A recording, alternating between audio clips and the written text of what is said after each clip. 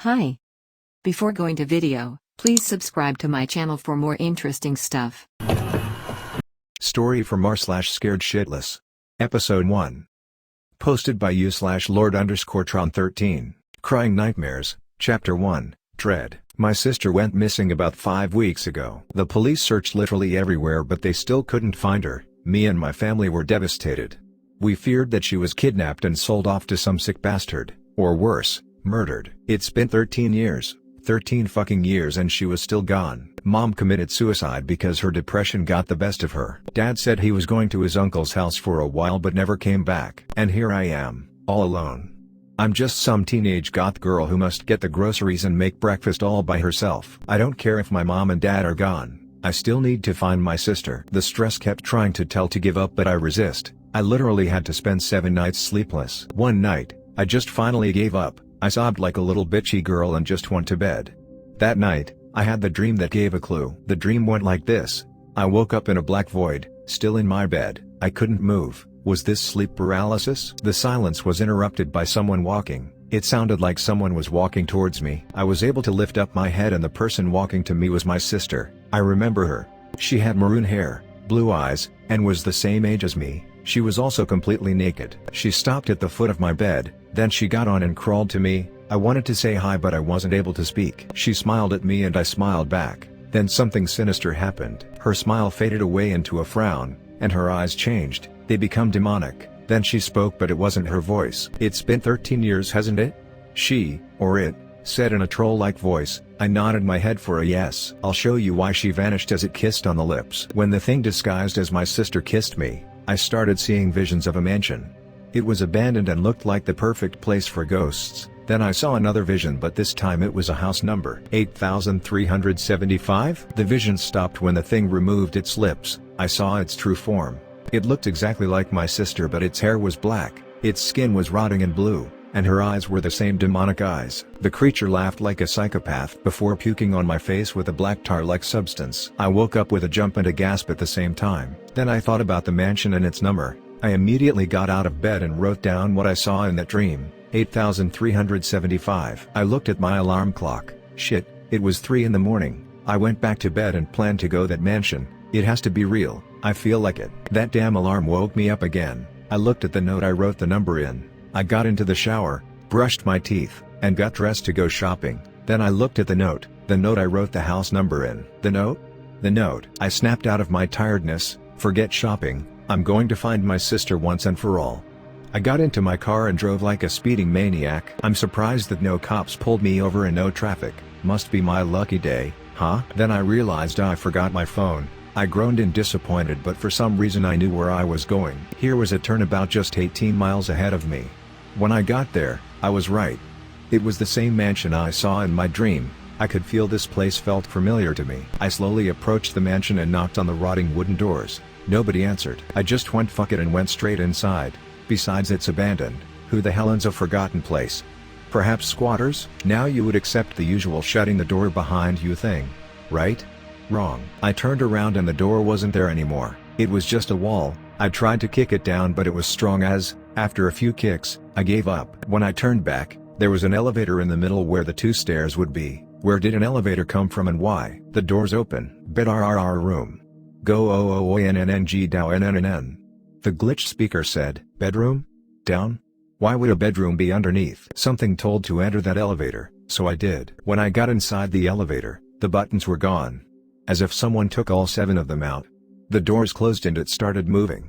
Why would an elevator move when I didn't press a button? 14 minutes later, the elevator stops moving and the doors open. Now I'm inside some bedroom. It looked really fancy. The only lights were candles, and I didn't notice a man sleeping in the bed which gave me a startle. The man has milk-white skin and looks very elderly. Then he wakes up as he looks directly at me with his blinded foggy eyes. Who are you? Said the man in the bed. My name is Sally. I said nervously. I was nervous because I have a feeling this man is not human. Sally? The girl looking for her missing relative? He said. Why yeah, I'm looking for. I paused then spoke confusedly. How did you know that? He snickers. I just have the ability to know so much people. Well, not everyone but still. Just before I was about to ask him about the elevator and buttons, he interrupts and explains something to me. You're probably wondering about the elevator. Why does it have no buttons? I have the buttons. If you want her back, I need you to do me my favor. He explained with an enthusiasm. Well, what's the favor? I asked him like a sassy woman. I need you to collect the relics. He said demandingly. The relics are what most important to the demons in their world. Bring them all to me and you'll get your wish, but please don't die in one of the worlds, your soul will be their play toy. He explained again, ending it with a menacing tone. Relics? Demons? Worlds? What is he talking about? Then I noticed his hand moving. It looked like he was going to give me something. I looked closer and it was an elevator button. It had the number 1 on it. Take it. The man said demandingly once again. I grabbed it off him and went back inside the elevator, which was still open, before the elevator doors closed. The man said one last thing to me I'll never forget. And remember, once you take what's theirs, they'll kill you at any cost. He said, ending it with a laugh. I put the button into the hole and pressed it. The doors closed and it started moving. It was going down again. Another 14 minutes and the doors finally open. This time the outside was a meat shop. I stepped out and the doors closed immediately. I examined the place. It looked like I was in the 50s. Then I examined the meat. Oh God. It was an animal. It was human. There were hearts, lungs, livers, and so much more. Then I noticed a foul stench coming from a door behind the counter. Must be kitchen. Hopped over the counter and opened the door. What was in there almost made me vomited. There were a ton of human bodies, hanging onto meat hooks, all completely naked. The smell was so horrible I had to cover my mouth and nose with both hands while my eyes watered. Then I heard someone about to enter. I hid under one of the tables. I could see who entered the kitchen. It was an overweight man, wearing a butcher outfit with a blood-soaked apron. The most morbid thing about this guy was the fact he had a dead pig's head on. Flies were flying around it. He also appeared to have a wheezing problem. I sneaked out of the table, without hitting my head thankfully, and quietly walked past him while I was crouching. I fortunately managed to get inside the freezer room where I saw more nude bodies. I noticed there was another butcher wearing a dead animal head. Another guy, but he was muscular and had a sheep head. The smell in here was better. It got to me and I vomited a little on the floor. Oh no. He heard that. He turned around and looked at me before screaming and charing at me like a real sheep. I managed to dodge the charge attack, it ending hitting its head, and got even more pissed off. I noticed a pantry and ran towards it. I stupidly looked back and it was alerting his friend. I got into the pantry. The door thankfully had a door latch. I locked myself inside the pantry. Luckily it was vegetables. The two butchers started to pound the door violently. They really want me dead so bad? I desperately looked around to find a way out. Then I noticed an open vent. It was big enough for me to get inside. I climbed on the shelf and crawled into the vent as fast as possible. I could hear the two butchers break the door down, then let out disappointed moans. As I crawled more deeper, a much fouler odor came from the instance. It smelt exactly like death. After minutes of crawling, the vent suddenly broke and I fell into something warm and wet. After waking up from a fall, I looked down and screamed in fear. I've screamed like that in my whole life. I was on top of a pile of human flesh. I got up and slid down the pile. Examined the new place I was in. The sky was blood red and there were a ton of bodies, piled up like mountains. I looked back and there was a large building. This must be the outside of the butcher shop / slaughterhouse. Then I heard a disgusting noise behind me. I turned and it was another revolting sight. It was a female butcher, wearing a horse's head, and she was lifting up the head, revealing half of her face. That's not the worst part. She was rimming a male body. I already wanted to escape this damn place. I ran far away until I came across a blood-soaked cardboard box. I opened it and inside was a large red gem. It was glowing and it was beautiful. Then I snapped out of looking at the gem as I heard 3 angry screams. Oh. Shit.